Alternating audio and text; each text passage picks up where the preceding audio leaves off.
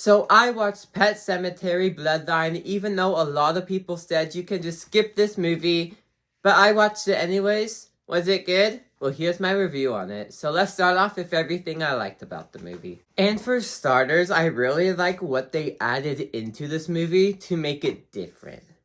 I mean, like, this movie is a prequel. I like the idea of the prequel as well, but I also like the idea of how they added on how to kill these zombies. Well, if you count them as zombies, they added in how to kill them and some lore behind it as well that happened back in the past. And I really liked what they added into this movie, and it really did expand on the lore of the universe that I felt like the remake missed. Now, I've seen the remake and the original, but since this prequel is based on the remake, I'll be talking about the remake. So the remake didn't talk about how to kill the monsters, and I'm glad this movie talked about that. I'm glad it expanded upon that and kind of add that finished layer to it. And the gore in here, this is the goriest Pet Sematary movie so far. And if they make a new one, it's going to be even gorier. And the gore made this movie more entertaining during, like, the horror scenes. And it really added more to the movie. And I feel like some scenes are, like, gross to look at. Like, we got to see a lot of organs. Like, almost every scene there's, like, organs in there and intestines somewhere. So yeah, there's a lot of gore in here, and I feel like it made the movie more entertaining. One more thing I like how we were in the perspective of, like, a normal citizen. We weren't in the shoes of someone who's choosing to bring someone to life or not. We are in the perspective of just a normal citizen who comes across this. That being said, let's move on to everything I didn't like about this movie. And I should have listened to everyone's warnings when they said this. This movie's bad. Dead is better. Leave it. I should have listened to everyone's warnings saying not to watch this movie, but it was on my list, so I did anyways. And it was not good. The movie starts off, and the choice to bring something back to life already happened. So instantly, you take out the most important piece of the Pet Sematary franchise. Because that choice right there is what basically drives the story on. That one choice is what people love about the Pet Sematary franchise. So the fact that the movie starts off and that decision is being made, it kind of takes away all the connections and everything before that. And we do not care about the character that's bringing back to life. Now, the thing with the remake and the original, they expanded upon the character and make you care about the characters, kills them off, then there's the choice to bring them back to life or not. This movie doesn't do that, so you're not really connected to the character. And another thing, this movie has filler. Now, not all the time, but I feel like there's a good portion of this movie you could have cut out and then added onto. Like I just said at the beginning of what I didn't like, they needed that beginning half, and then the movie would have been too long. But there's some stuff you can easily cut out to make it the exact same runtime that already is if you added that bit at the beginning.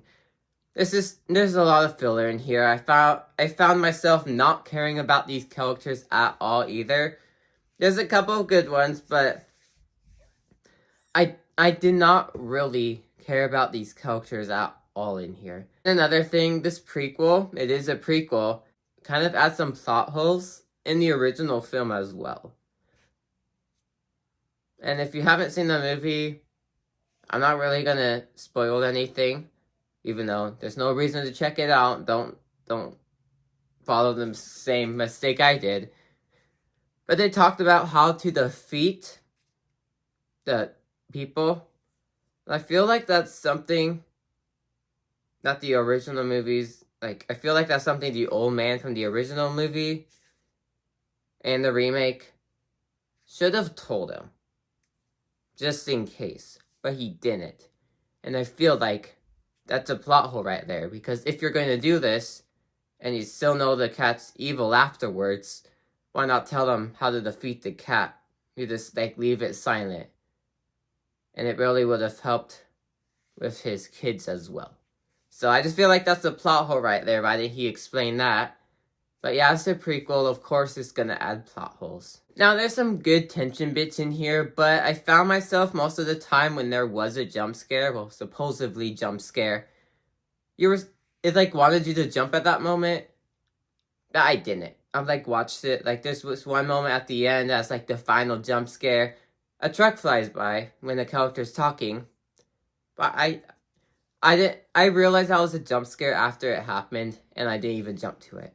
And that, I only jumped to like 2 jump scares, and they were like at the last 20 minutes of the movie. The entirety of the rest of the movie, didn't jump once. Did not jump once. Even though it was constantly like doing these like loud musics, trying to make you jump with some cheap jump scares, I'm not falling for that. And this movie feels like it is forcing to be made. Now, the director does a really good job at making this movie, but then everything else just feels like the studio is forcing this to be made just to put it on Paramount Plus. That's what this feels like. It feels like they're just trying to fill stuff in that's not really colliding together. And this is uneven feel to it and everything. It just feels forced. I do not find myself remembering this movie in the future or anything. There's nothing really memorable in here. And I'll see myself forgetting about it like a couple days. The remake and the original, I'll remember those for a while. This movie, I'll forget it even came out. And then once I do my final ranking at the end of the year, I'll be like, oh yeah, I forgot I watched this movie. But overall, Pet Sematary Bloodlines has really good ideas. And it's the goriest movie yet. But there's too much filler. There's a bunch of stuff in here that don't work and don't mix well together. And the movie just, characters are unlikable and doesn't really need to exist. There's no reason for this movie to exist. There's no reason for you to watch this movie.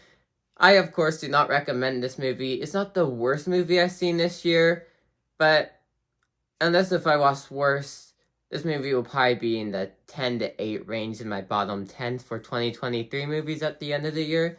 And out of 10, I'm going to give Pet Sematary Bloodlines a 5 out of 10.